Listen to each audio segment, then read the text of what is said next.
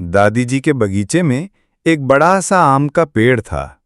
हर दिन एक तोता और कबूतर आकर उस पर बैठते, चहचहाते। तोता मीठे आम खाता और कबूतर दादी को देखकर गुटरगूं करता। दादी मुस्कुराती और कहती, ये पेड़ बस मेरा नहीं, इनका भी है। एक दिन आंधी आई तो दादी ने पेड़ को बचाने के लिए चादर बांधी। तोता और कबूतर दादी के सिर पर मंडराए, जैसे कह रहे हों, आपने हमें घर दिया, अब हम आपको छांव देंगे। सीख: प्रकृति से जो जुड़ता है वो अकेला नहीं रहता।